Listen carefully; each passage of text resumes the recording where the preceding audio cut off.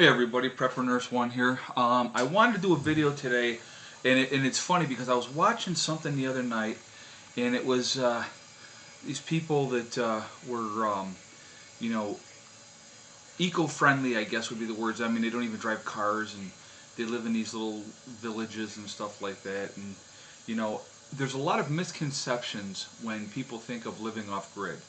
And so I wanted to talk about a few of those misconceptions.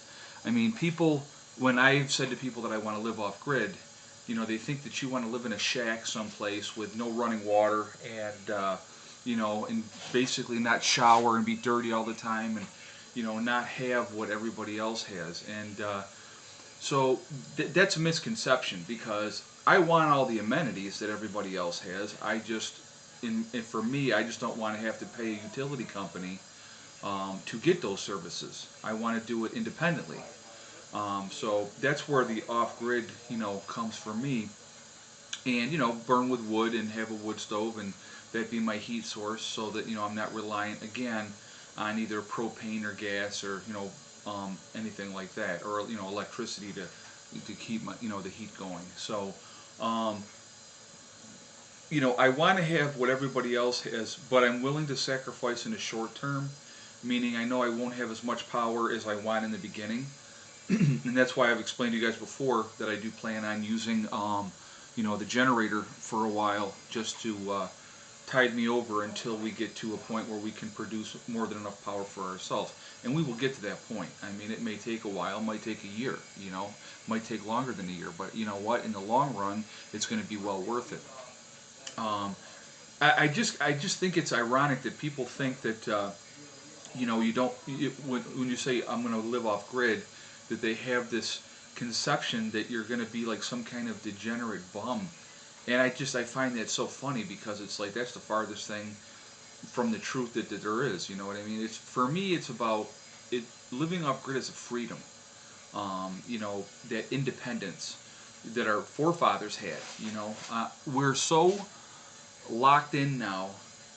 We've been pacified, I guess is the right word, with our creature comforts. So as long as we have, like I said, as long as we have our TV and we click the switch and the lights goes on and, we turn the thermostat up a little bit and the heat kicks on higher because your gas furnace kicks on or if you have propane it kicks on. But you always got to pay. You got to pay and pay and pay for that. And, I just want to be off the merry-go-round. And so it's, like I said, what it comes down to me, it's that independence. And, I'm not a gloom and doomer, if you will. Do I believe in my heart that something's going to happen with this country? I absolutely do. But could I tell you exactly what it is? I cannot. It could be the collapse of the dollar. It could be a lot of different things. I mean, there's a lot of different things that could happen. So making myself as independent as possible and, and not using the book of Revelation as my guide to decide why I'm going to do what I'm going to do. People have their own views of what's going to happen, okay? And that's fine. And everybody has a right to believe what they want to believe. For me personally, the main thing with wanting to live off-grid and to be independent is freedom. That's the main thing for me. Hello, buddy. Let's see you in the background there. So that's the main thing for me. And, just having that freedom to do what I want to do when I want to do it. Now, am I still going to have to work? Absolutely. I'm going to be starting my new job within a couple of weeks here, and I'm really, really excited about that, and I can't wait to get started. And, just having a job and having that job security. And yeah, is that being part of the system? Sure it is. But, you can't get by without it at this point. You know what I mean? If I could get to where I was totally self-sustainable and didn't need it, then maybe I would change my situation. But at this point in time, I got to work because I have to have the money to do what I need to do with my property to make myself more independent. No, I do not want to live in a shack up on a hill someplace and not have power, not have running water, not have hot water. I want all those things. I want all those things like everybody else has. I just feel that there's other ways of going around to get it without having to rely on a system to get it. So that's kind of where I stand personally. Everybody has their own path that they have to follow. A lot of people do different things for different reasons. I've been prepping forever and a day, and I've heard the whole thing. Oh, you're crazy to prep and blah blah blah. Well, for me, I go by a very simple philosophy as far as that goes. You prepare for the worst and you hope for the best. Am I going to change my life and do nothing and just wait for the end of the world to happen? Absolutely not. I still plan on taking my kids on vacations. I still plan on living a normal life as long as I possibly can. And then when something does happen, I will react to it at that point. But by being where I'm going to be off grid on my property, we're going to be safer.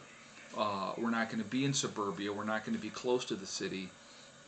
And my kids are my number one priority. I've said it 100 million times probably throughout these videos. They are my number one priority, and keeping them safe is my goal. So with moving down there and working on building my place down there, having that independence and having a greenhouse and a nice garden and having an aquaponics system and doing all those different things that I want to do, and then having some animals and stuff too, of course. But it all comes down to just having that freedom.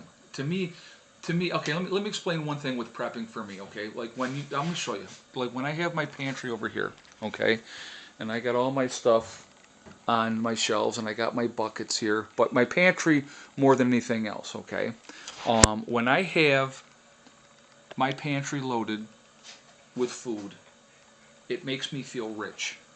Now, some people would think that that's stupid and that's crazy, but to me, it's a sense of comfort that I have, knowing that if we have a power outage that lasts for any length of time, or if anything happens, that I can feed my kids, and I can do the different things that I need to do.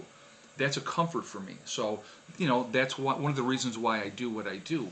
Like I said, everybody has their own path that they have to follow, but if things go to crap, and you haven't prepped and you haven't prepared and you have nothing, don't come to me with your hat in your hand, because I'm not going to help you.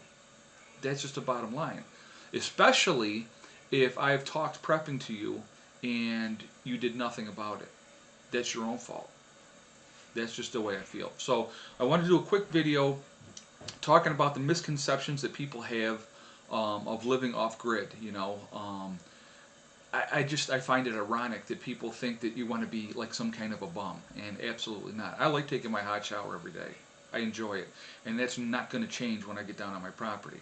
I still plan on taking a hot shower every day, and I will build things up and get things squared away the way I want them, and it's just going to be a matter of time, and we're going to be where we need to be. Okay, so thanks for listening, and I wanted to share that with you guys. Prep Nurse went out for now.